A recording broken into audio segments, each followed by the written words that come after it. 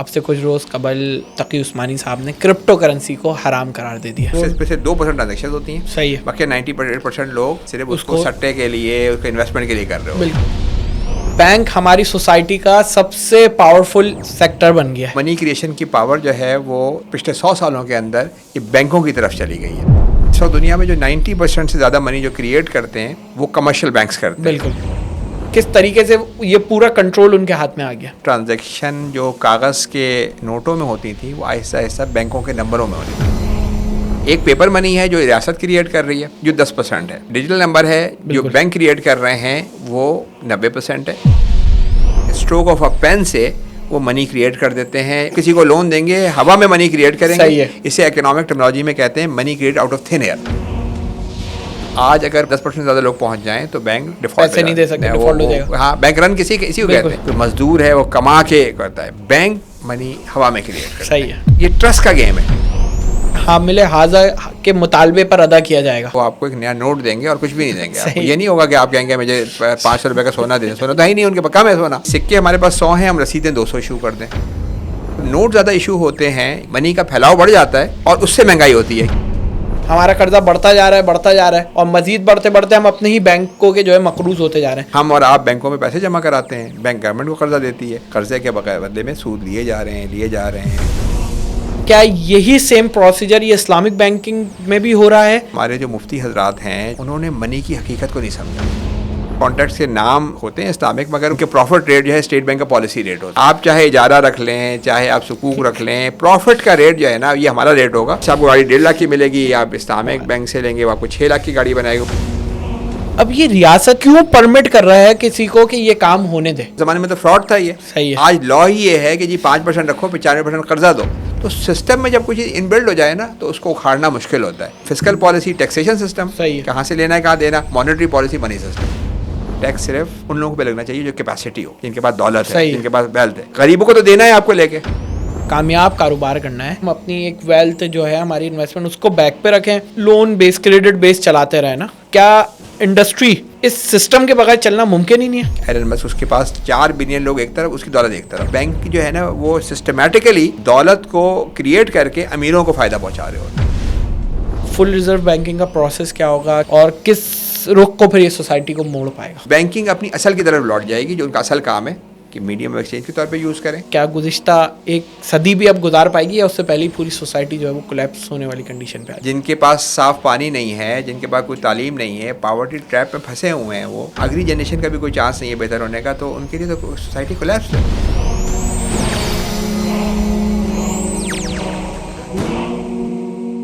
अस्सलामु अलैकुम रहमतुल्लाह, welcome to the solution podcast. आज दुनिया में सबसे ज़्यादा अहमियत पैसे की है। लोग पैसा कमाने के लिए तगोदो करते हैं, लेकिन हमने देखा कि इस दौड़ के अंदर, इस तगोदो के अंदर एक निज़ाम ऐसा कायम हो गया जिसको हम कैपिटलिस्ट सिस्टम कहते हैं। और एक ऐसा सिस्टम कि हमें ऐसा महसूस हो रहा है कि अमीर अमीर से अमीर तर होता जा रहा है, गरीब उस रेंज से आगे नहीं बढ़ पा रहा। और इसी तरीके से एक पूरा सिस्टम है जिसको हम बैंकिंग सिस्टम के नाम से जानते हैं, जिसने ज़ाहिर है तमाम सोसाइटी को अपने कंट्रोल में ले लिया है। शायद पहले बैंक के जितने कंज्यूमर्स थे अब वो उससे बहुत ज़्यादा बढ़ चुके हैं। और इसी के साथ साथ वक्त के साथ इसके अंदर तब्दीलियाँ भी आ रही हैं। हम ये देखते हैं कि हमारे उलमा जिस वक्त इस पूरे सिस्टम से बहुत ज़्यादा मोहताज रहते थे, आज उलमा ने इस फील्ड को जो है वो अपना मेन कोर बना लिया है। इसके ऊपर काम भी कर रहे हैं, इसके ऊपर बात भी कर रहे हैं। लेकिन ज़ाहिर है इसके अंदर बहुत सारी पेचीदा और क्रिटिकल चीज़ें हैं जो समझना भी ज़रूरी है और एक आम इंसान समझ नहीं पाता। तो ज़रूरी यह है कि एक ऐसे आदमी से या ऐसे बंदे से बात समझी जाए जिसने इस फील्ड में काम किया हो, इस फील्ड को जानता हो और समझता हो। तो आज के हमारे मेहमान उसी हवाले से बहुत अहम हैं और हमने आज मदऊ किया है कानित खलील साहब को, जो वैसे चार्टर्ड अकाउंटेंट हैं, बड़े इदारों के साथ काम कर चुके हैं जैसे यूनिलीवर और यूफून के साथ, और हाल ही के अंदर उन्होंने अपने तजुर्बे पे मुहित एक किताब जो है वो तहरीर की है। तो इंशाल्लाह उन्हीं से बात करते हैं, उन्हीं से जानते हैं और बहुत सारे सवालात इस वक्त हमारे जहन के अंदर है, उन्हीं से हम जो है उसको लेके चलते हैं आगे। अस्सलाम वालेकुम। वालेकुम अस्सलाम। सबसे पहले तो ये है कि ज़ाहिर है आप अपने तजुर्बे के साथ यहाँ मौजूद हैं और अच्छी बात यह है कि उस तजुर्बे को आपने तहरीर की सूरत में भी जो है वो जमा कर दिया है। तो आपकी किताब जो इस वक्त आई है कि ब्रेकिंग द ट्रैप ऑफ डेप्थ, इन्फ्लेशन, इंटरेस्ट एंड पॉवर्टी के नाम से। तो इंशाल्लाह हम इसको आगे बढ़ेंगे। बस एक बिल्कुल आगाज़ में सवाल पूछना ये चाहूँगा, इस वक्त महसूस ये होता है कि बैंक हमारी सोसाइटी का सबसे पावरफुल सेक्टर बन गया है, जो चाहता है जैसे चाहता है, और कभी कभी तो ये महसूस होता है अब हमारी पॉलिसी साजी के अंदर भी जो है वो ये बहुत ज़्यादा इन्फ्लुएंस करने लगा है। तो क्या मेरा ये गुमान बिल्कुल दुरुस्त है? पॉलिसी साजी में, लेकिन ये बात आपकी बिल्कुल सही है कि बैंक का इम्पैक्ट जो है ना, हमने बुक में भी ये बात की है कि इकॉनमी के अंदर बहुत बढ़ गया है। हालांकि जनरली समझा जाता है कि बैंक जो है वो सिर्फ लोगों से पैसे ले रहा है और आगे इन्वेस्ट कर रहा है या आगे लेंडिंग कर रहा है, लेकिन एक्चुअली जो है वो बहुत उसका इम्पैक्ट है और वो लोगों को नहीं मालूम होता कि एक्चुअली बैंक क्या काम कर रहा है। तो उस लिहाज से ये बहुत बड़े इम्पॉर्टेंट वो है सब्जेक्ट, क्योंकि सारा काम ही बैंकिंग के गिर्द चल रहा है। तो उसमें असल में ये जो बात मैं अगर कहूँ तो वो ये है कि जो मनी है इसको समझना ज़रूरी है। मनी का पार्ट बैंकिंग, मनी सिस्टम का पार्ट है बैंकिंग, और मॉडर्न फॉर्म में मॉडर्न दुनिया के अंदर मनी और बैंकिंग बिल्कुल आपस में जुड़े हुए हैं। ये जो मनी है जिसे आप कहते हैं मीडियम एक्सचेंज, जिससे हम चीज़ें ख़रीदते हैं, बेचते हैं चीज़ें, ये हिस्टोरिकली यानी तारीख़ में ये हमेशा रियासतें क्रिएट करती थी। मतलब सोना और चांदी की एक सिक्के हुआ करते थे और रियासत उस पर स्टैंपिंग करते थे कि ये रोमन दिनार है, ये ईरानियन वो है, ये इस्लामिक स्टेट का है। और यानी कोई हज़ार साल मेरे ख़्याल से अगर हम देखते रहें तो यही सिलसिला था।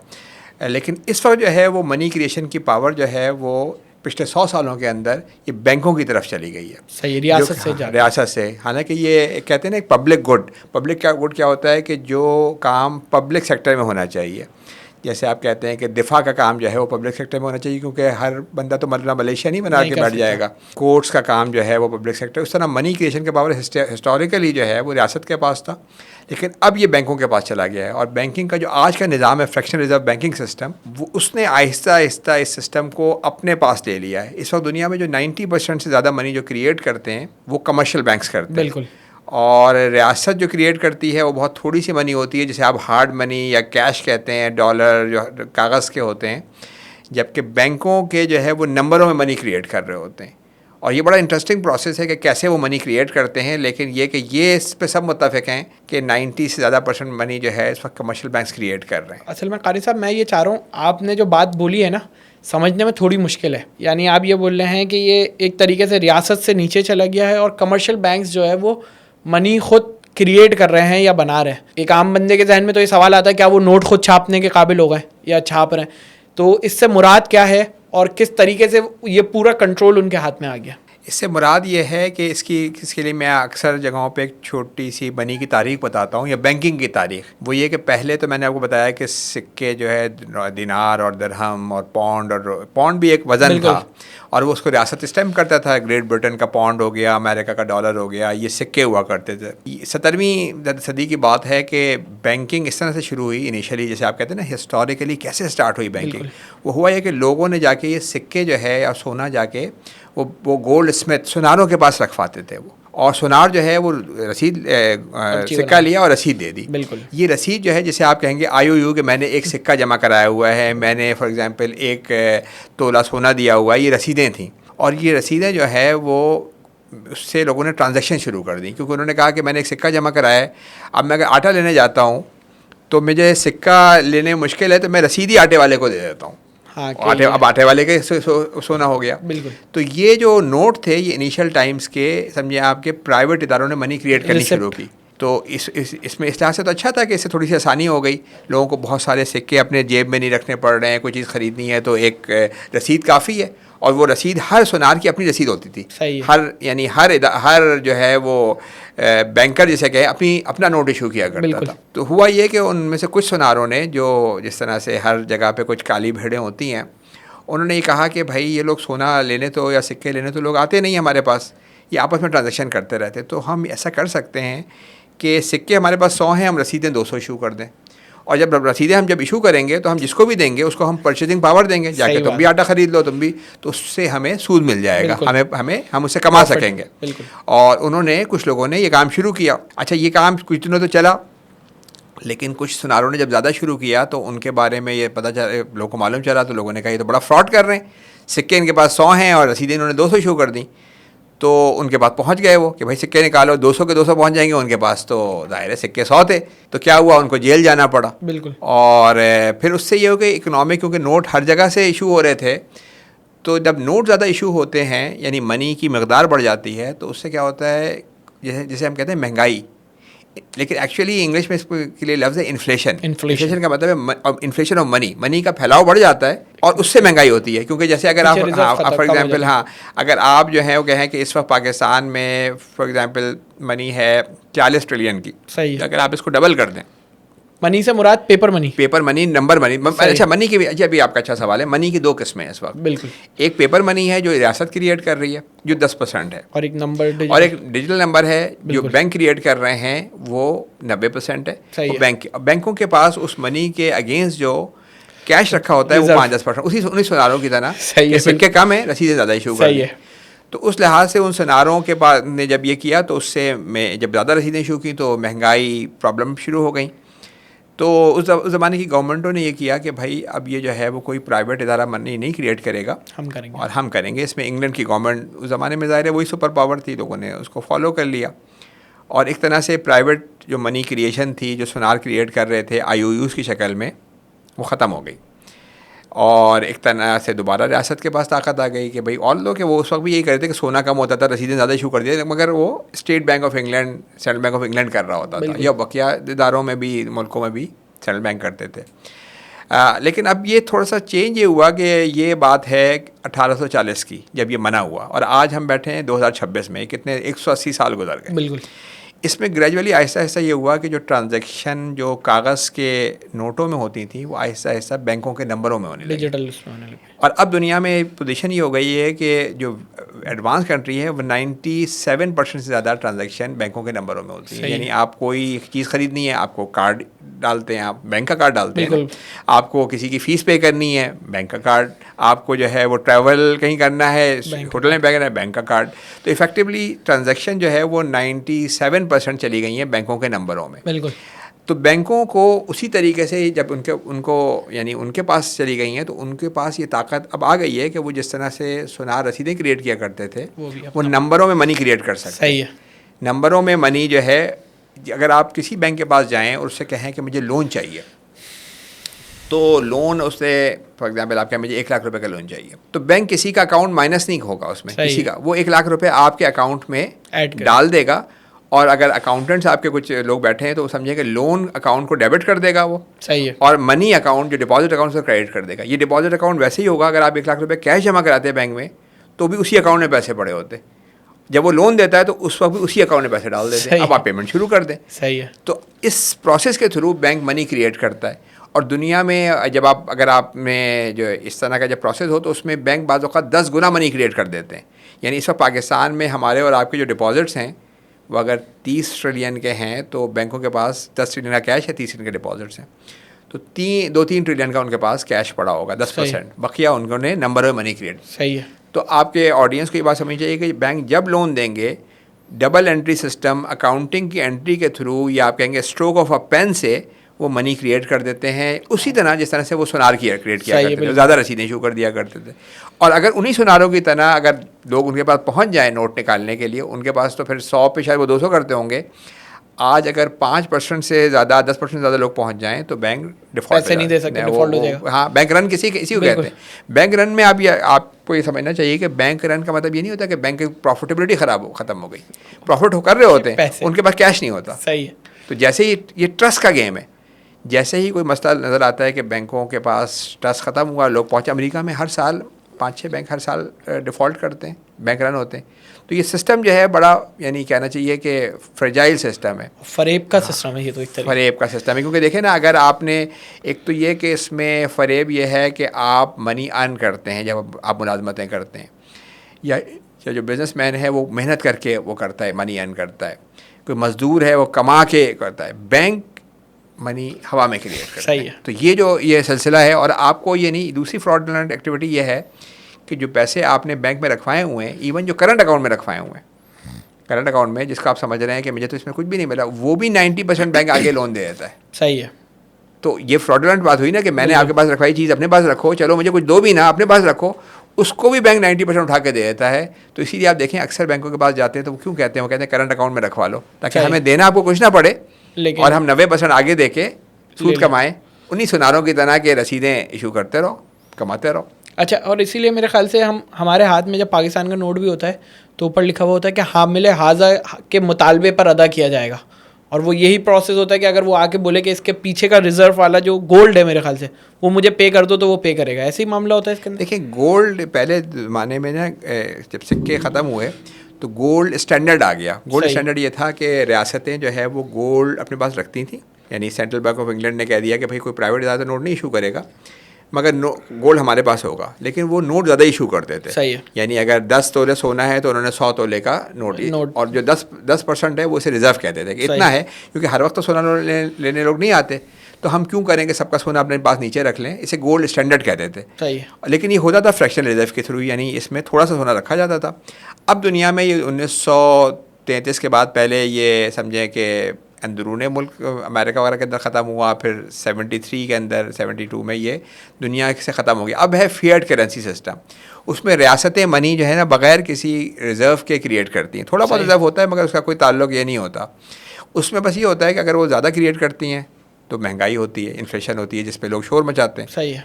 तो लेकिन ये नहीं है कि आप कहेंगे कि अगर हामिल आज़ा के मुतालबे पर पैदा किया जाएगा तो वो आपको एक नया नोट देंगे और कुछ भी नहीं देंगे। आपको ये नहीं होगा कि आप कहेंगे मुझे 500 रुपये का सोना दे, सोना तो है ही नहीं, उनके पास कम है सोना। सही। तो कैसे सबको दे सकते हैं। सही। अच्छा, अब असल में एक बात मुसलसल हमारा एक तबका जो है वो कर रहा होता है, और वो यही कर रहा होता है कि ये जो बैंकिंग सिस्टम है इसमें हमारा ये हो गया है कि इतना तो हमारा मुल्क बैरूनी किसी कुव्वत का भी मकरूज़ नहीं है जितना हमारे कमर्शियल बैंक्स का जो है वो मकरूज़ है। और ये स्ट्रक्चर ऐसी चल रहा है कि हमारा कर्ज़ा बढ़ता जा रहा है और मज़ीद बढ़ते बढ़ते हम अपने ही बैंकों के जो है मकरूज़ होते जा रहे हैं। तो ये सिस्टम इंटेंशनली ऐसा हो रहा है कि कमर्शियल बैंक्स की पावर को बढ़ाया जा रहा है, या ये इस तरीके से हो रहा है बस होता जा रहा है, अनइंटेंशनल होता जा रहा है? देखें, ये तो बात सही है कि इस वक्त जो पाकिस्तान के कर्ज़े के जो है वो दो रुख हैं, दो तरह के। एक डोमेस्टिक डेट जो लोकल बैंकों से लिया हुआ है, एक इंटरनेशनल डेट जो IMF बाहर के लोगों से लिया हुआ है। तो इस वक्त जो इंटरेस्ट जा रहा है 85% है वो लोकल डेट पे जा रहा है, लोकल कर्ज़ों पे जा रहा है। सही है। अच्छा, लोकल कर्ज़े क्यों लिए जाते हैं? लोकल कर्ज़े इसलिए लिए जाते हैं कि अगर आप बजट में जाएँ और आप ख़र्चा ज़्यादा करें और आपकी इनकम कम हो तो उसको प्लग इन करने के लिए लोकल डेट लिए जाते हैं। ये लोकल डेट का मामला है। और पाकिस्तान के अंदर इस वक्त तकरीबन आप समझे जितना हम खर्च करते हैं वो बजट जितना रिसीव करते हैं उससे 50% ज़्यादा है, यानी खर्च ज़्यादा कर रहे हैं और आप तो 50% जो है वो आप लोकल डेट ले रहे हैं। और उस खर्चे की सबसे बड़ी जो रकम है वो है सूद की अदायगी। इस वक्त जितना हमारा खर्चा है उसका तकरीबन आप समझें टैक्स का 65% और टोटल खर्चे का कोई 43% जो है वो इंटरेस्ट में जा रहा है, और उसमें से ज़्यादातर गवर्नमेंट लोकल डेट है, लोकल डेट उसके अंदर।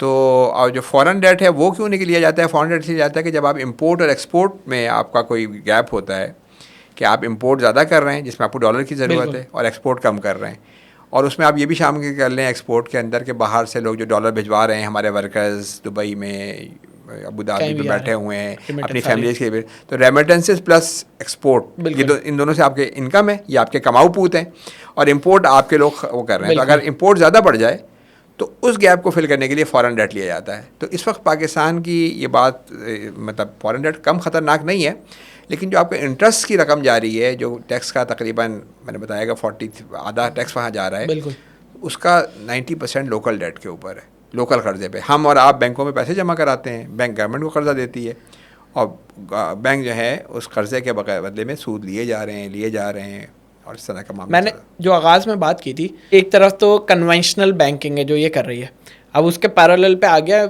इस्लामिक बैंकिंग आ गई है, और ज़ाहिर उलमा का एक बहुत बड़ा तबका है जिन्होंने इसको बैक किया, और उनकी बैक की वजह से कई लोग इसके साथ स्विच किए। तो क्या यही सेम प्रोसीजर ये इस्लामिक बैंकिंग में भी हो रहा है, या इस्लामिक बैंकिंग इससे डिफरेंट है?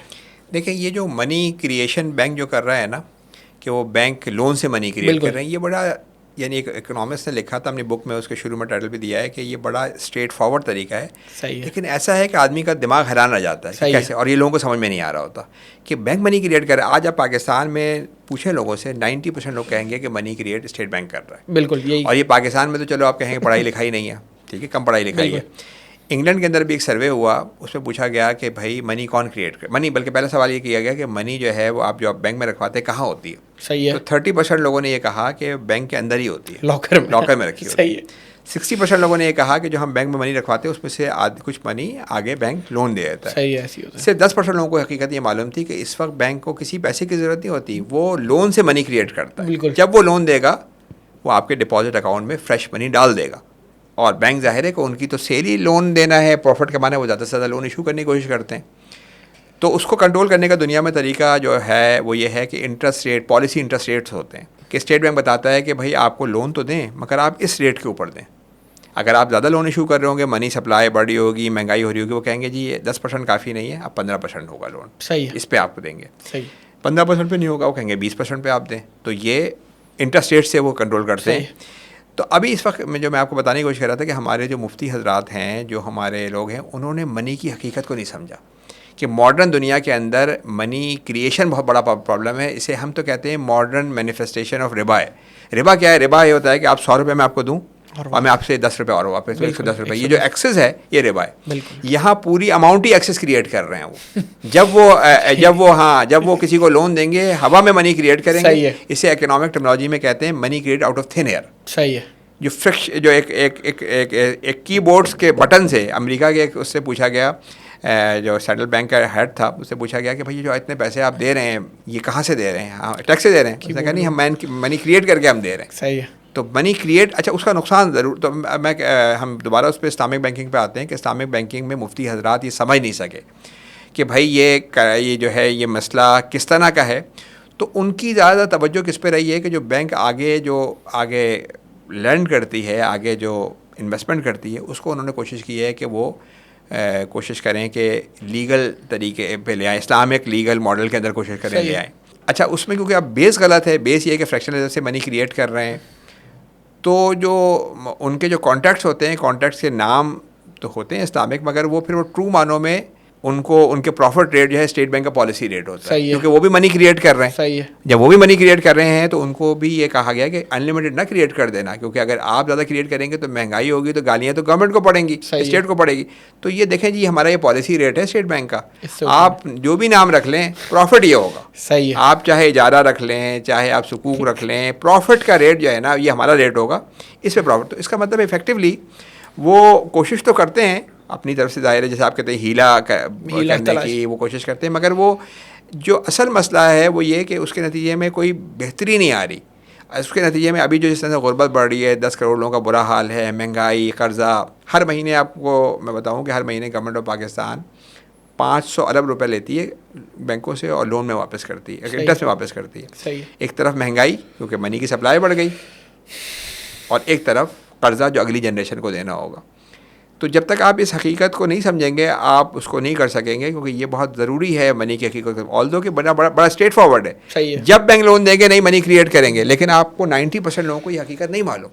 वो ये समझ रहे होते हैं कि भाई मतलब बड़े बड़े आप कई चार्ट अकाउंटेंट से, इकोनॉमिस्टों से पूछें, सीनियर लोगों से, मेरे तो बात होती रहती है, तो अक्सर लोग फिर यही कह रहे होते हैं नहीं भाई बैंक तो मनी नहीं क्रिएट करे, क्रिएट तो सेंट्रल बैंक कर रहा है, वो तो डिपॉजिट हम जमा कराते हैं उससे पैसे दे देते हैं। किसी को, बहुत कम लोगों को ये मालूम है कि आपके डिपॉजिट से मनी नहीं देती, वो लोन से डिपॉजिट क्रिएट करता है। सही है। जब वो लोन देगा वो नंबरों में क्रिएट करेगा, आपके अकाउंट में डाल देगा, अब आप शुरू कर दी अपनी पेमेंट, और ये प्रोसेस चलता रहता है। यानी इसका प्रोसेस ये होता है कि बैंक ने 5% रखा अपने पास कैश, 95,000 किसी को लोन दे दिया, वो मनी डबल हो गई, फिर 95,000 किसी के पास गई, फिर बैंक ने 5% रखा, 90,000 किसी और को लोन दे दिया।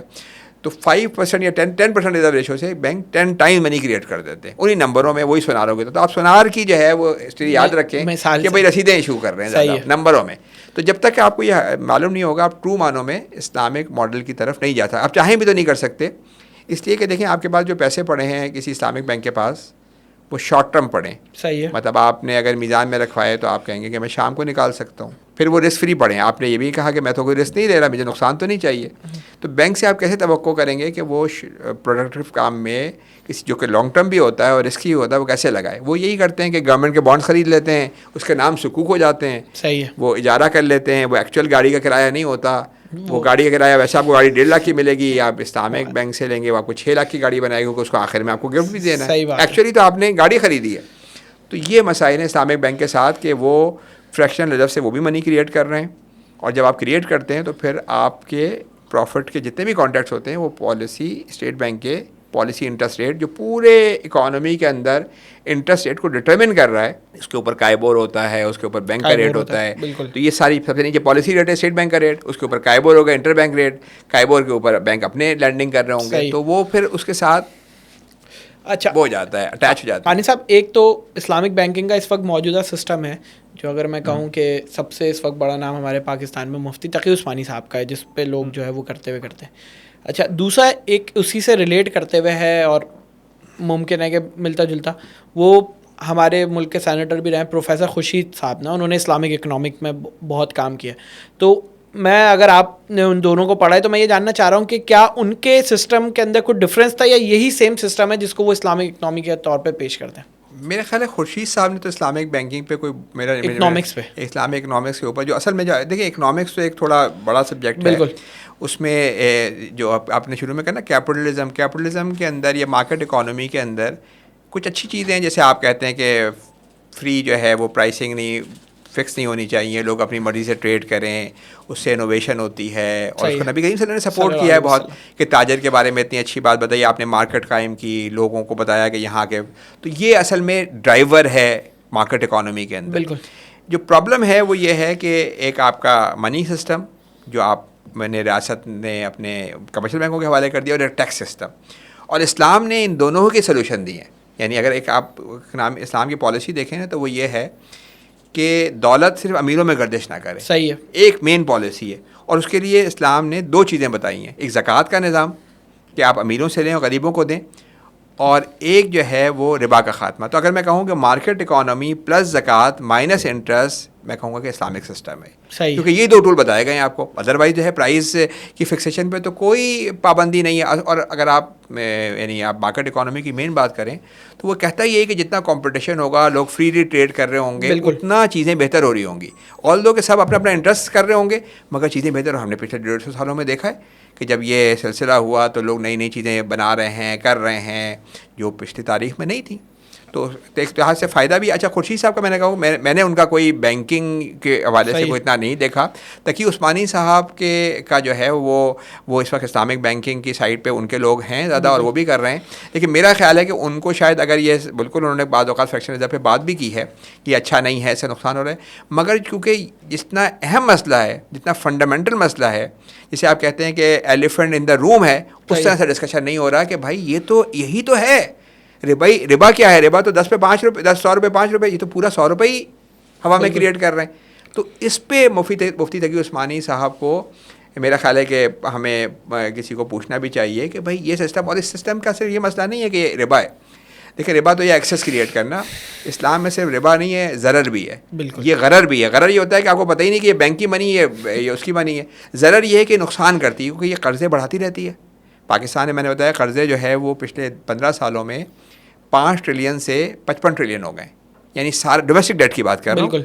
और सारा सूद गवर्नमेंट बेचारे अपने गरीब आवाम से पेट काट के ले के पैसे सेल्स टैक्स की सूरत में लिए जा रही है, और जाके कहाँ देती है? वो सूद में देती है।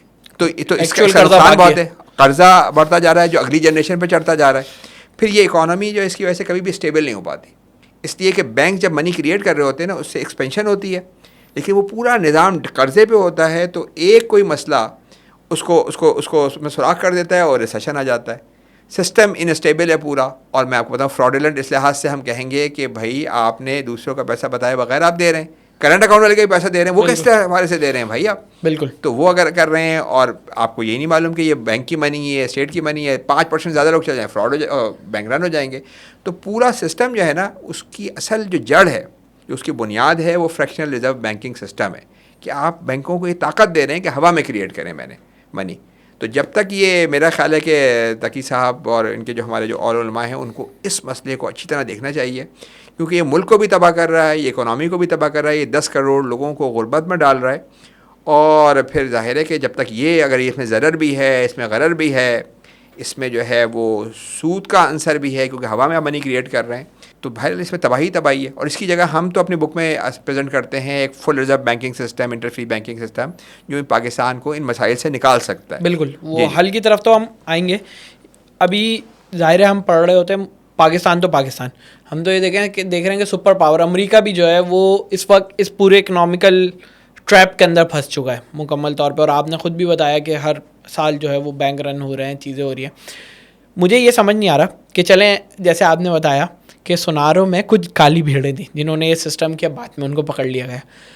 अब ये रियासत की ज़ेरे नज़र ये सारा काम होता रहा और रियासत बस ख़ुद जो है वो डिफ़ॉल्ट भी होती जा रही, हर रियासत या हर कुव्वत। तो वो क्यों परमिट कर रहा है किसी को कि ये काम होने दे? वो क्यों नहीं रोक पा रहा या वो क्यों नहीं पकड़ पा रहा? देखिए, रियासत ने मैंने बताया ना कि 18वीं सदी में ये पावर अपने पास लेने की कोशिश की और उसने नोटों को अपने पास ले लिया। बिल्कुल ठीक है, लेकिन ग्रेजुअली जो है ना ये जो मनी क्रिएशन है, ग्रेजुअली आहिस्ता आहिस्ता आहिस्ता जो है जाता गया कमर्शियल में। और ये इस तरह गया कि लोगों को पता भी नहीं चला और एक दिन उठे, आज हम 26 में बैठे हैं, 97% हिस्सा जा चुका है।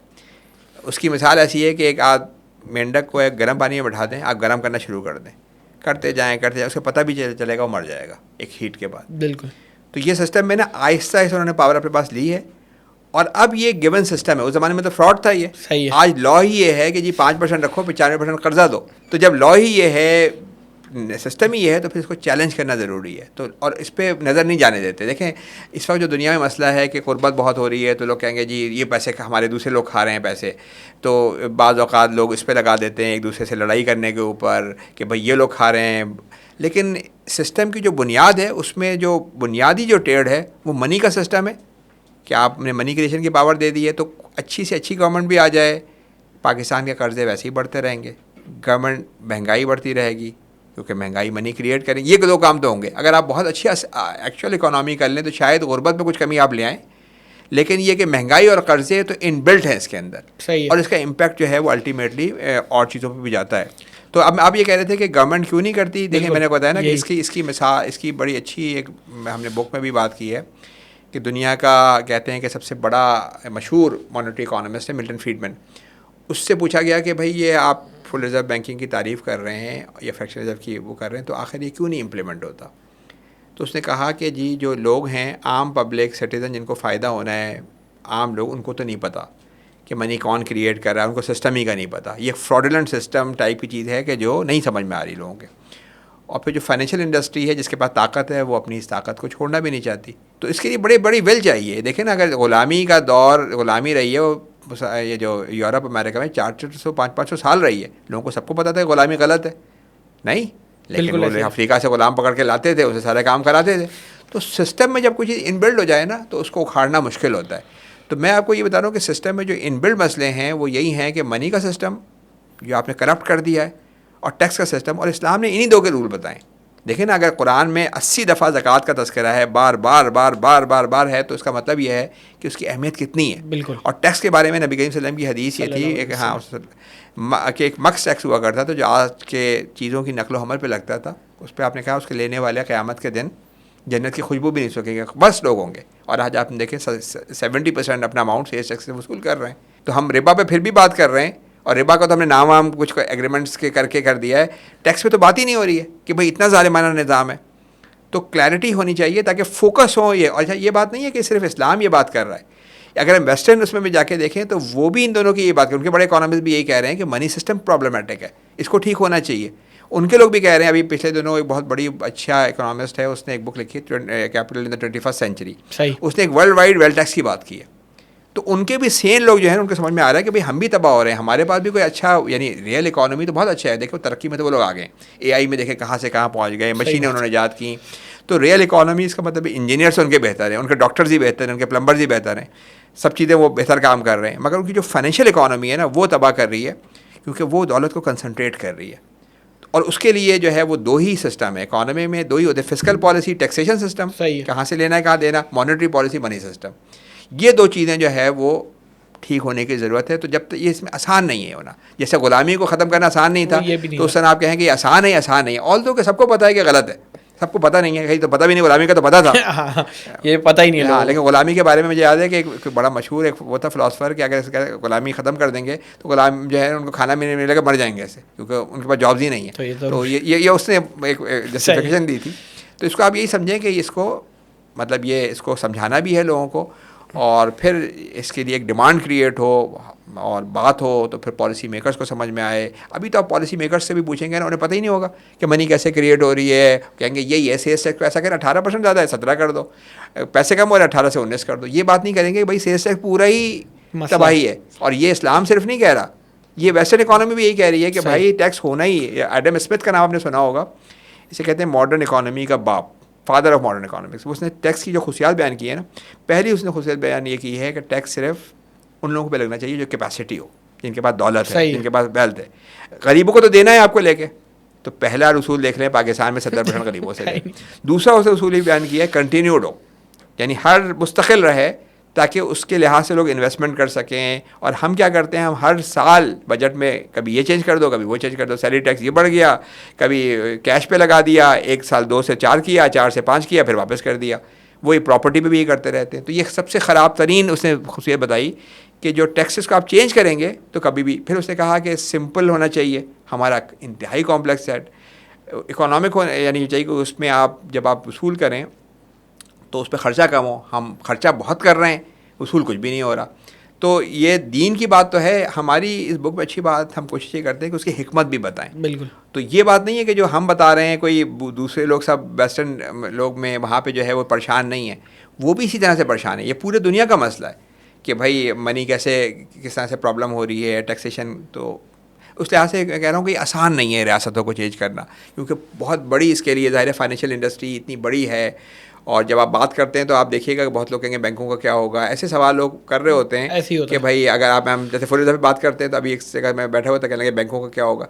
अब भाई ये बता रहे हैं बैंक तबाही फैला रहे हैं, उसकी वजह से पूरा सिस्टम तबाह है। आपको फिक्र है वो 2.5% बैंक जो कंट्रीब्यूट करे उसकी फिक्र हो रही है। क्या कहते हैं आप उसमें बिल्कुल हम बताते हैं कि बैंकिंग को नेशनलाइज नहीं होगी, ज़ाहिर है बैंकिंग के सिस्टम कैसे चलेगा वो हम आगे बताते हैं।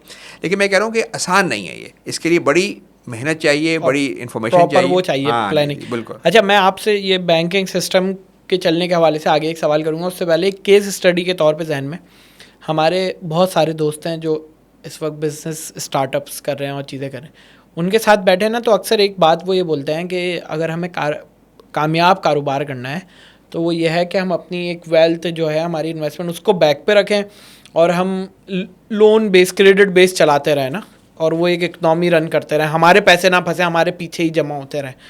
तो ये भी मुझे लगता है कि बैंकिंग की वजह से ही सिस्टम है। और बाद में उनसे होता है कि भाई बड़ी बड़ी कंपनीज इसी सिस्टम पे चल रही हैं, यानी रियल वेल्थ उनकी पीछे है, और ये क्रेडिट और बैंक और क्रेडिट बैंक कंपनी इस सर्कल के अंदर जो है वो चल रही है। तो क्या इंडस्ट्री इस सिस्टम के बगैर चलना मुमकिन ही नहीं है? नहीं, इसकी वजह पता क्या है कि लोन पे आप क्यों काम करते हैं। देखिए, लोन पे काम इसलिए करते हैं, जैसे पाकिस्तान की आप मिसाल लें, पाकिस्तान में आप 15% मनी सप्लाई इंक्रीज़ हो रही है, सही है, और आपकी रियल प्रोडक्शन सिर्फ 3% 4% से बढ़ रही है। तो आपको पता है 11% से आपकी मनी की वैल्यू गिर जाएगी। और ये दुनिया भर में इतनी नहीं हो रही, लेकिन दुनिया भर में ही मसला है। तो अगर आप बैंक से लेते हैं पैसे, तो आपको पैसे बाद में वापस करने हैं। एसेट आज आप ख़रीद लेंगे, उसकी कीमत बढ़ जाएगी। सही है। जिसे आप कहते हैं कि मनी को आप शॉर्ट कर देते हैं और एसेट आप ले लेते हैं। तो ये दुनिया का सिस्टम है उसमें, और बैंक अमीर लोगों को देते हैं। इस दुनिया का में इतनी यानी अमीर अमारत की या इतनी कंसंट्रेशन है कि दुनिया में एक आदमी है, एलन मस्क, उसके पास 4 बिलियन लोग एक तरफ, उसकी दौलत एक तरफ। बिल्कुल। 2-3 उसकी कंपनियां हैं ना अलग अलग, एक अमेरिका जाने की तैयारी कर रही है, तो एक जो है वो, तो उसके पास 1 ट्रिलियन की दौलत है।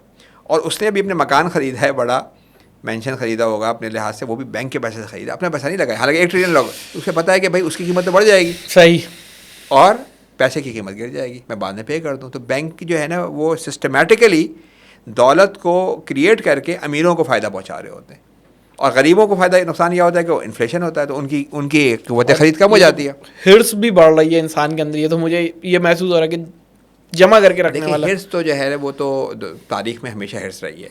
अगर आप हिर्स की बात करें तो किसी तो है भी, लेकिन ये भी बात है कि दुनिया के जो बड़े बिलियनर्स हैं, जैसे अभी पिछले दिनों जो थे, उन्होंने बहुत सारी अपनी दौलत वो भी की कंट्रीब्यूट। वॉरेन बफेट का नाम आता है, ये जो क्या नाम है इसका, जो माइक्रोसॉफ्ट का है, बिल गेट्स तो ये लोग कंट्रीब्यूट भी बहुत कर रहे हैं। तो हिर्स तो इनके पास इतनी दौलत है कि अगर इन्होंने 100 बिलियन है, चलो भाई 80 बिलियन दे भी देंगे। 80 बिलियन भी नबी करीम सल्लल्लाहु अलैहि वसल्लम की हदीस ये है कि आदमी के पास ओहद का पहाड़ भी हो ना, दूसरा ओहद के पहाड़ की वो कर। तो अगर ये कंट्रीब्यूट कर रहे हैं तो हमें इन्हें अप्रिशिएट करना चाहिए कि अच्छा भाई अप्रिशिएट का, अच्छे काम के लिए कर रहे हैं। लेकिन हिर्स तो है, लेकिन सिस्टम करप्ट हो गया। हिर्स तो हमेशा से थी, मतलब मेरे ख्याल है इंसान में लालच जो है ना वो तो मतलब वो है, तो वो तो मौजूद है। अब ये है कि सिस्टम को आप ऐसा बना दें कि जिसमें आप मनी क्रिएशन की पावर प्राइवेट सेक्टर को दे दें, आप टैक्स को तबाह कर दें, और फिर आप कहें जी इतनी गुर्बत कैसे हो रही है? भाई गुर्बत तो इसलिए होगी। हर 5 साल बाद ना एक सवाल हमारे जहन में उठता है, और वो क्या होता है, जब इलेक्शन आ जाता है कोई पार्टी खड़े होकर बोलती है कि भाई हम तो सूद फ्री कर देंगे, ज़ाहिर है जो इस्लामिक पॉइंट ऑफ व्यू से होते हैं। बकिया पार्टियां बोलती हैं हम कर्जे ख़त्म कर देंगे, हम लेंगे नहीं, हम अदा कर देंगे। तो ये इतना इमीडिएट पॉसिबल भी होता है या सिर्फ ये एक नारा ही होता है? नहीं, मेरा तो ख्याल है गवर्नमेंट आजकल लोग तो सूद पे तो बात बहुत कम कर रहे हैं, पार्टियां कहाँ बात कर रही हैं। कर्जों पे ये कहते हैं कि कर्जे उन्हें पता है इतने कर्जे थोड़े से कम कर्जे कर देंगे, हम थोड़े कम लेंगे। लेकिन ये तो वो पूरे सिस्टम को चेंज करने की बात तो यानी ये कह रहे हैं पूरे कर्जे वापस कर देंगे। सही है, बात होती है, मगर उसमें जाहिर है कि उसमें जब तक कि आप, लेकिन हमने जो मैंने आपको ये कहूँगा फुल रिजर्व बैंकिंग में बिल्कुल हम ये बात कर रहे हैं, एक सिस्टम बता रहे हैं जिसको जितनी जो इस्लामिक पार्टी थी उनको ख़ास तौर पर कि उनको उसको अडॉप्ट करना चाहिए, और बकिया जो हैं उनके लिए भी जाहिर है कि जो और पार्टियाँ वो भी पाकिस्तान की दुश्मन तो नहीं है, उनमें भी ज़ाहिर 90 क्या नहीं जितने पाकिस्तान में मुसलमान वो भी रहते हैं। तो हम इस प्रपोजल को जो हम बात कर रहे हैं उसको बिल्कुल अडॉप्ट करना चाहिए कि पाकिस्तान के कर्जे सिस्टमेटिकली ख़त्म हो सकते हैं। एक जो हम पॉलिसी बता रहे हैं उस पॉलिसी के थ्रू ख़त्म हो सकते हैं full reserve interest free banking पे, तो बात होनी चाहिए। लेकिन मेरा ख्याल है अभी सूद पे बात हो रही है, मगर ज़ाहिर है कि बड़ी लिमिटेड हो रही है। जैसे मेरा ख्याल है कि कभी कभी मैं उनको देखता हूँ, मतलब हाफिज़ नईम साहब बोलते हैं, कहते हैं इसको, कभी जो है वो ज़्यादातर तंजीम इस्लामी वाले बैनर वगैरह लगा करते हैं, लेकिन जितनी अभी भी लोगों को वो नहीं समझ में आ रहा कि एक्चुअल सूद है क्या है सिस्टम में। सूद की हकीकत समझना ज़रूरी है कि ये वो वाला सूद जो नबी करीम सल्लल्लाहु अलैहि वसल्लम के ज़माने में था ना, उस ज़माने के मुकाबले में आज सूद की हकीकत चेंज हो गई है। उस ज़माने में सूद लेने वाले ना जुल्म करते थे बहुत, क्योंकि वो 100 दरहम दिए अगले साल 200 दरहम दो, नहीं दिए अगले साल 400 दरहम हो जाएंगे। इससे कुरान में कहा गया अज़ाफ़ा मुज़ाफ़ा, दुगना और चौगना। नहीं देंगे बच्चों को उठा के ले जाएंगे, किसी को कोई उठा लेंगे, हाँ कब्ज़ा कर लेंगे। आज दुनिया में जो है ना वो सूद जो है वो 100% नहीं है, वो तकरीबन महंगाई के बराबर है, बल्कि उससे नीचे। जितना महंगाई का रेट होता है उससे भी नीचे होता है। और लेने वाले सूद कौन है? आम डिपॉजिटर, आम, मैं और आम। सूद का मतलब ये है कि बैंकों में जिनके पैसे डिपॉजिटर। और देने वाले कौन है? बड़ी बड़ी कंपनीज, और कौन? अमीर लोग, वही उनको कर्जे मिलते हैं। तो आज सूद देने वाले जो है वो फ़ायदे उठा रहे हैं, क्योंकि वो बहुत थोड़ा देते हैं, 2-3-4%। अमेरिका में तो 2% देते हैं और उससे 20% कमाते हैं, क्योंकि उन्होंने सिस्टम ऐसा बनाया हुआ है कि बैंक मनी क्रिएट करो, हमें दो, थोड़ा बहुत डिपॉजिट को भी पकड़ा दो, वो भी खुश हो जाए, लेकिन उनको पता हो कि उनको जो मिलेगा वो महंगाई के भी बराबर नहीं होगा। बिल्कुल। तो ये सिस्टम जो है वो इसकी हकीकत को समझना ज़रूरी है। सिर्फ सूद क्या देने से ना, क्योंकि उससे मिसगाइड कर जाते हैं लोग, समझते हैं कि भाई जो इस्लामिक बैंकिंग जो कर रही है वो ठीक है, क्योंकि आप असल हकीकत पे नहीं पहुँच रहे हैं ना। सही कि इस वक्त मॉडर्न जो बैंकिंग है वो मनी क्रिएट कर रही है। ये न सिर्फ रिबा की उसमें आती है, पूरा एक्सेस क्रिएट हो रहा है, बल्कि ये ज़रर है क्योंकि इससे नुकसान बहुत हो रहा है।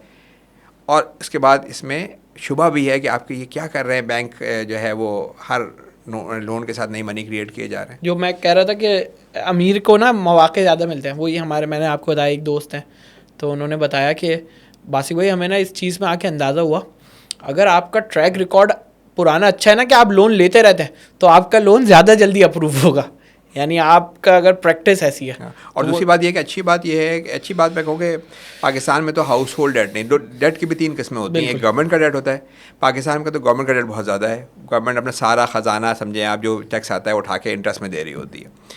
दूसरा बिजनेस का डेट होता है, वो पाकिस्तान में थोड़ा बहुत है मगर गवर्नमेंट के मुकाबले बहुत कम है। एक हाउस होल्ड डेट होता है, इंडिविजुअल डेट, बिल्कुल सबसे ख़तरनाक ये डेट होता है। हमारे यहाँ थोड़ा है वो, क्योंकि लोग इंटरेस्ट नहीं देना चाहते। अमेरिका में और यूरोप में हर गाड़ी, हर मकान, हर ज़्यादातर स्टूडेंट की पढ़ाई बैंकों के लोन पे होती है।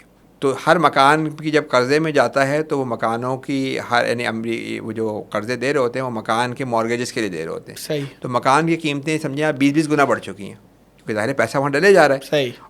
तो वो मकान के जो 50-60 साल पहले लोगों के अपने थे वो सब कर्ज़े पे चले गए, सब कर्ज़े पे। और स्टूडेंट जो खुद पढ़ते थे वो सब कर्ज़े में पढ़ते हैं, सालों उनको लग जाते हैं कर्ज़ा उतारने के लिए।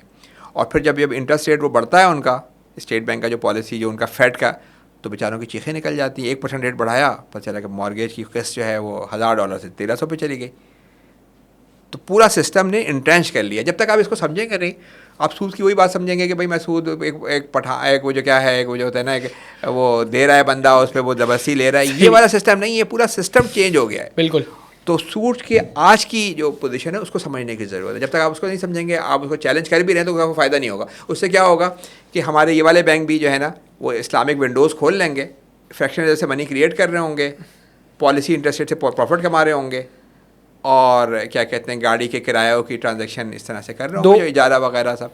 तो जब तक कि आपको असल चीज़ नहीं समझ में आएगी, पहली चीज़ जो चीज़ को ठीक करने की जरूरत है, आपको आगाही हो क्या चीज़ है। अगर आप जनरल बात फिर शुरू कर देंगे भाई पूरा कैपिटलिज्म ख़राब है, तो फिर आपको नहीं, आपको कैपिटलिज्म बताना होगा ये 2 चीज़ें प्रॉब्लमैटिक है, ताकि क्लियरली आप उसका अटैक करें।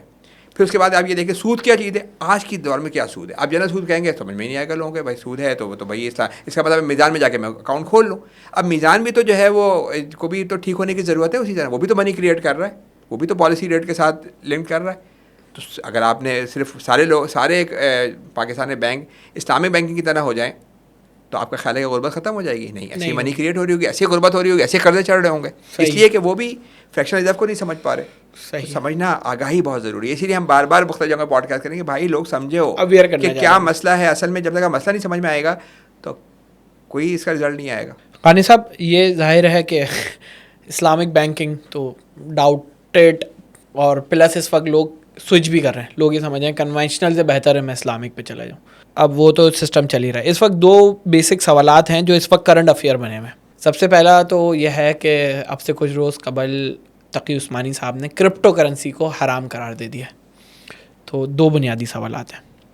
एक तो ये है कि क्रिप्टो करेंसी दरअसल क्या प्रोसीजर है और किस बुनियाद पे इसको, जाहिर है कि ये तो उनकी फील्ड की एक्सपर्टी है, लेकिन आपको क्या लगता है कि किस इकोनॉमिकल फैक्टर की वजह से उन्होंने हराम करार दिया होगा। सेकंड ये है कि फॉर एग्जांपल मैं क्रिप्टो में था और मुफ्ती साहब ने फतवा दे दिया, अब मैं इससे निकलना चाह रहा हूँ, तो अब क्या प्रैक्टिस होगी? लोग बेचेंगे या इसको किस तरीके से जो है ना वो मैं कहूँ कि वापसी लेंगे अपने डिपॉजिट को? ये दूसरा सवाल का जवाब मैं लेता हूँ तो बड़ा आसान है कि आप बेच के निकल जाएं इससे। सही तो बड़ा क्लियर है कि आज आप बेचें आप आउट हो जाएंगे क्रिप्टो करेंसी से, वो तो निकलना तो कोई मसला ही नहीं है। और पहला मसला जो मुफ्ती से जो बात हुई है क्रिप्टो करेंसी की, देखें क्रिप्टो करेंसी जो है वो किस तरह काम कर रही होती है। क्रिप्टो करेंसी एक तो पहले साहब समझिए कि मनी जो है उसका काम क्या होता है, मीडियम ऑफ एक्सचेंज होता है। जैसे आप कहते हैं कि चीज़ें खरीदने के लिए यूज़ करते हैं, और यूनिट ऑफ अकाउंट होता है, वो आपको बता दें 25 रुपये की रोटी है, 500 रुपये का सूट है, तो ये यूनिट ऑफ अकाउंट होता है। और स्टोर ऑफ वैल्यू होता है कि आप उसको रख के कहते हैं कि भाई इससे मैं काम, कल मुझे पेमेंट करनी होगी मैं कर लूँगा, इसको पेमेंट 1 हफ्ते बाद करनी होगी मैं कर लूँगा। क्रिप्टो करेंसी में ये तीनों खुसूसियात नहीं हैं। मतलब एक तो ये कि उसमें जब आप उसकी वॉलेटाइल उसकी वैल्यू है। अभी 6 महीने पहले जो क्रिप्टो करेंसी का जो वैल्यू थी मेरी बिटकॉइन की, वो $1,20,000 थी, 70,000 हो गई, बहुत तेज़ी से ऊपर नीचे हो रही है। उससे लोग ट्रांजैक्शन नहीं कर रहे। ट्रांजैक्शन जो टोटल क्रिप्टो करेंसी की वो होती है ना, उससे से 2% ट्रांजैक्शन होती हैं। सही है। बाकी 90% लोग सिर्फ उसको सट्टे के लिए, उसको इन्वेस्टमेंट के लिए कर रहे हो। बिल्कुल। यूनिट ऑफ अकाउंट तो नहीं है। अगर आप जाके पूछेंगे मुझे रोटी कितने बिटकॉइन की, वो भी नहीं है। नहीं है। सबसे बड़ी बात यह है कि ये तो एक करेंसी की डेफिनेशन में नहीं है। फिर हम जो बात कर रहे हैं वो है कि करेंसी जो है ना वो पब्लिक गुड है। सही है। यानी ये रियासत का काम समझ गया ये बात भी। तो अगर ये पब्लिक गुड भी नहीं, इसलिए भी नहीं है, ये तो अभी तो बैंक क्रिएट कर रहे हैं। क्रिप्टो करेंसी तो एक एल्गोरिथम जो है वो क्रिएट करता है। आपने एक सॉफ्टवेयर बना दिया और फिर उसके अंदर जो है वो कोई रियासत का कोई वो नहीं है, इंटरनेट के ऊपर हो रही हैं, ठीक है ना। तो उससे क्या होता है कि उससे अगर कोई इलीगल ट्रांजैक्शन करनी है सबसे आसान है क्रिप्टो से आप कर लें, ठीक है। और उससे जो रियासत का कंट्रोल ख़त्म हो जाता है। अभी तो खैर थोड़ा, अगर आप फॉर एग्जांपल यहाँ पे कह दें कि क्रिप्टो से आप टैक्स की पेमेंट कर सकते हैं, ठीक है, तो इसका मतलब ये है कि आप अपनी इकोनॉमी में उसको जस्टिफाई कर रहे हैं कि आ जाओ भाई तुम आ जाओ, हैं, और कंट्रोल उसका बाहर है।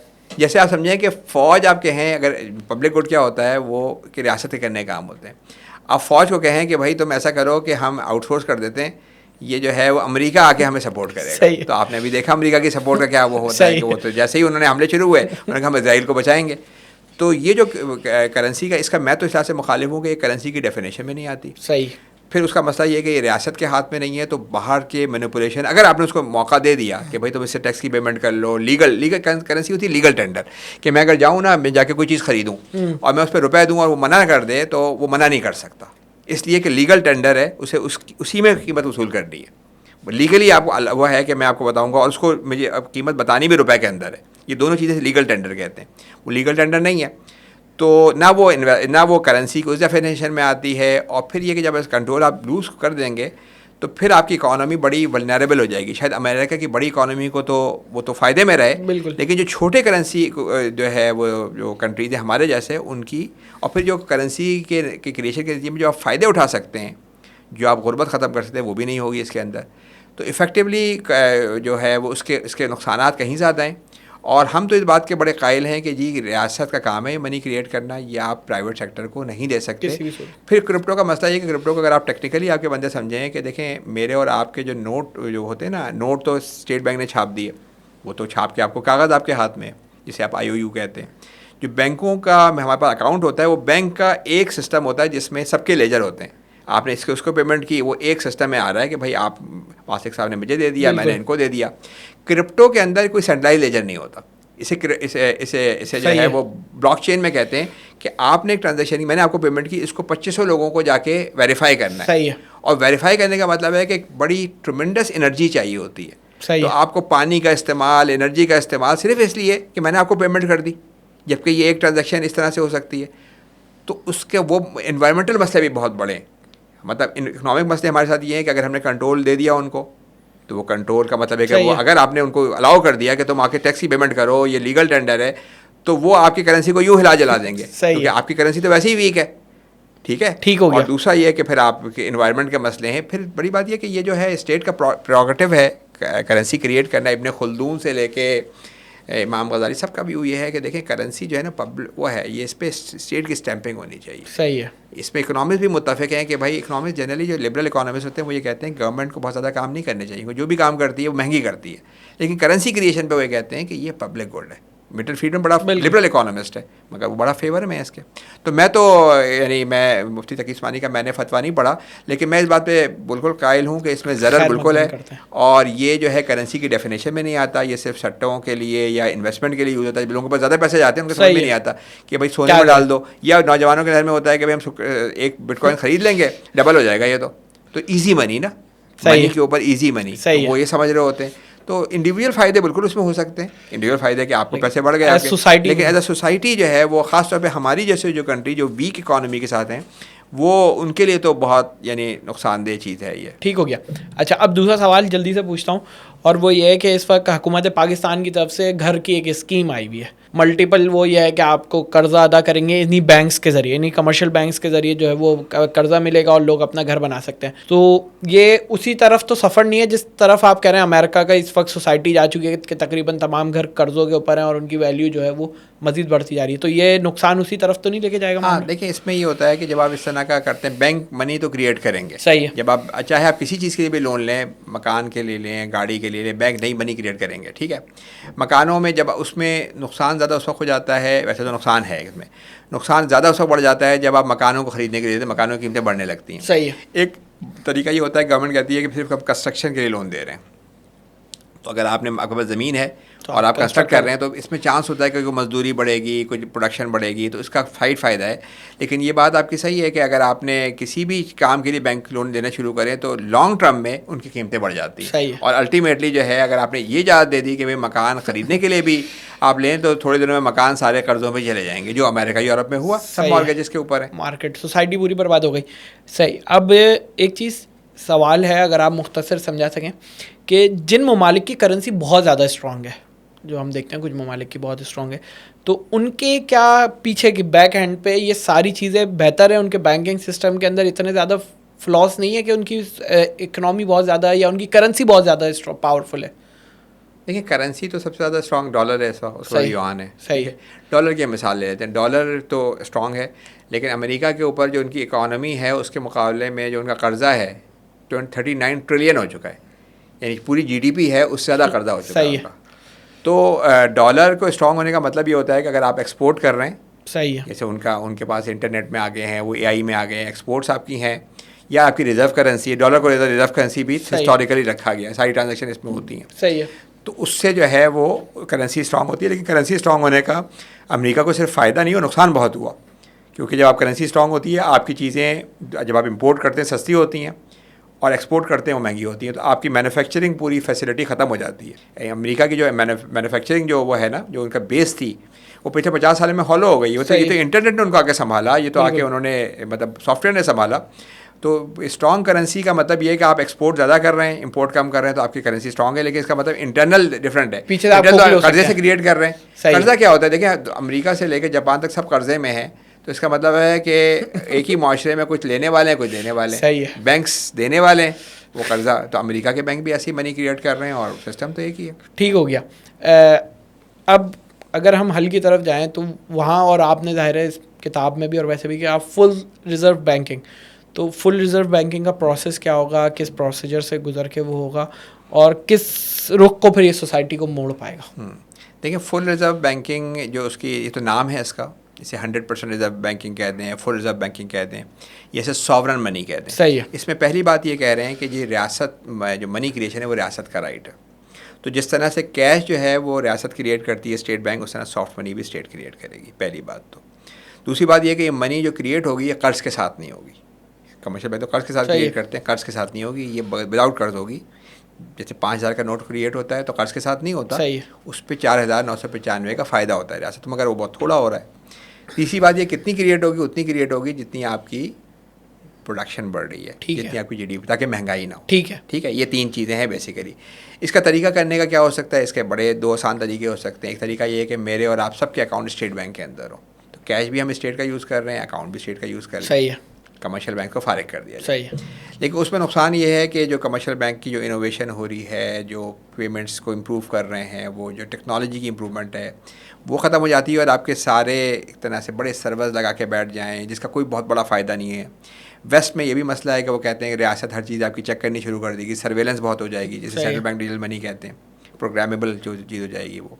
तो फुल रिजर्व बैंकिंग ये कह रहा है कि हमारे और आपके जितने बैंक में पैसे रखे हैं उतने पैसे बैंक के स्टेट बैंक में रखे हों। सही है। ताकि वो क्रिएट ना कर सके। अभी जैसे समझें आपके उन्होंने 5% रखे हुए हैं, 5 से 100 उन्हें रखने, और इसकी जब 5 से 100 करते हैं तो 100 करने में सबसे पहले कि पाकिस्तान के कर्ज़े ख़त्म होते हैं उसमें, क्योंकि आप किसी को कहें कि मैं आपका अकाउंट है फॉर एग्जाम्पल 5 लाख का, सही है, आपसे कहा जाए कि जी आप 1 करोड़ रुपए होने चाहिए तब आपको वीज़ा मिलेगा अमेरिका का, तो आप क्या करेंगे, आप अपने रिश्तेदारों से पैसे जमा करेंगे, अपनी कोई गाड़ी बेचेंगे, कुछ करेंगे और आप उस अकाउंट में डालेंगे ताकि 1 करोड़ हो जाए। बिल्कुल। बैंकों को भी यही होगा कि अब तुम्हारा 5% रेशो नहीं है, अब तुम्हारा 100% है, तुम्हें बढ़ाना है अकाउंट अपना, तो बैंकों के पास कैश तो नहीं है, उनके पास क्या पड़ा हुआ है, एसेट्स। उनके पास एसेट्स क्या हैं, ट्रेजरी बिल्स हैं, बॉन्ड्स हैं, सुकूक हैं, ये सारे गवर्नमेंट की रसीदें हैं। सही है। वो सारा का सारा वो स्टेट बैंक को दे देंगे अपना अकाउंट 100 पे ले जाने के लिए। स्टेट बैंक एक हाथ से इंटरेस्ट बेरिंग डॉक्यूमेंट ले रहा होगा और अपना अकाउंट क्रिएट कर रहा होगा, तो इफेक्टिवली पाकिस्तान का पूरा डेट उठ के स्टेट बैंक के पास आ जाएगा। सही है। स्टेट बैंक क्या है, गवर्नमेंट की जेब है वो, उसके बाद हम कहते हैं बॉन्ड्स कैंसिल करें, डेट से बाहर जाएँ। तो डेट से बाहर जाने का मतलब ये है कि आप इंटरेस्ट से बाहर चले जाते हैं डोमेस्टिक डेट के ऊपर, और इंटरेस्ट का मतलब ये है कि आप डेफिसिट से बाहर आ जाते हैं जो आपका बजट का खसारा है, और उसका मतलब ये है कि आप लोन नहीं लेंगे तो महंगाई नहीं होगी, लोन से महंगाई होती है। तो हमने इसीलिए इसका नाम रखा है breaking the trap of debt, inflation, interest and poverty. बिल्कुल। और बैंकिंग किस तरह काम करेगी, बैंकिंग का बड़ा लोग पूछते हैं कि बैंकिंग का क्या होगा भाई। सबसे बड़ी परेशानी होती है, मैंने कहा जैसे लोग समझ रहे हैं उनका बैंक है, तो अगर इतनी तबाही फैला रहा है तो आपको इतनी फिक्र नहीं होनी चाहिए, लेकिन चलें कोई सवाल हो, 2.5% बैंक कंट्रीब्यूट कर रहे हैं जीडीपी के अंदर, टोटल जो जीडीपी में 2.5% का कंट्रीब्यूशन है। बैंकिंग में ऐसा होगा कि बैंकिंग के 2 सेक्शन हो जाएंगे। एक सेक्शन होगा मनी सेक्शन, जिसे आप कहें कि इजी पैसा या जैज़ का, जिस पे आपको कोई रिटर्न नहीं मिल रहा होगा, आप पेमेंट करेंगे, सही है, और रखेंगे पैसा, मोड ऑफ पेमेंट होगा, कोई मोड ऑफ पेमेंट स्टोर कर सकेंगे, सही है, मिलेगा कुछ नहीं, लेकिन आपको फ़ायदा ये होगा कि आपकी वैल्यू गिर नहीं रही होगी मनी की, क्योंकि मनी क्रिएट ही नहीं हो रही होगी उतनी, मनी तो उतनी क्रिएट हो रही होगी, तो इन्फ्लेशन नहीं होगा। दूसरा जो उनका वो होगा वो इन्वेस्टमेंट होगा, इन्वेस्टमेंट बैंक या इन्वेस्टमेंट अकाउंट, उसमें आप अपने पैसे निकाल के देंगे बैंक को, आप सरेंडर करेंगे और वो पैसा किसी कंपनी के अकाउंट में जाएगा, एक्सपेंड नहीं होगा। सही है, समझे। अभी जैसे होता है ना कि 1,000 रुपये आपने डाले, बैंक ने 10,000 रुपये क्रिएट कर दिए 5% रख के, वो नहीं होगा, और बल्कि ये होगा कि वो पैसे कहीं जाएंगे। जैसे 5,000 का नोट होता है, मैंने आपको दे दिया, आपके पास चला गया, आपने किसी और को दिया, उनके पास चला गया, ये तो नहीं 3 लोगों के पास है।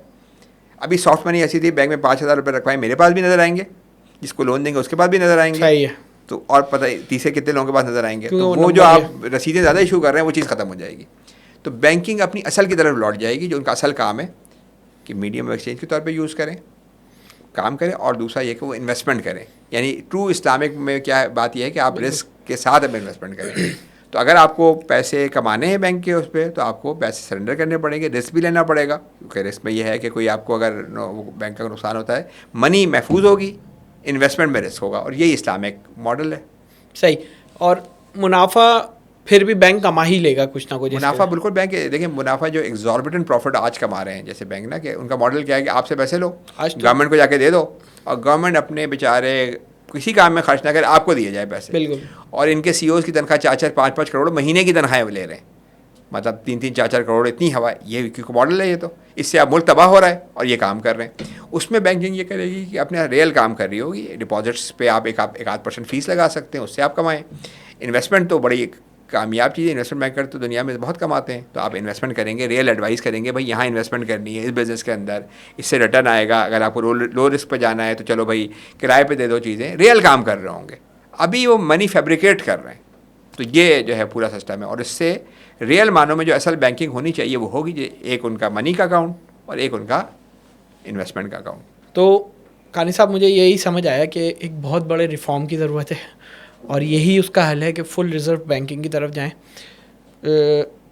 वरना हालात ख़तरनाक रुख जाते हुए दिख रहे हैं। एक अगर आप मुख्तसर सा जवाब दे दें कि अगर इसी नहज पे ये पूरी इकनॉमी और सोसाइटी चलती रही तो क्या गुज़िश्ता एक सदी भी अब गुजार पाएगी, या उससे पहले ही पूरी सोसाइटी जो है वो कोलैप्स होने वाली कंडीशन पे आ जाएगी?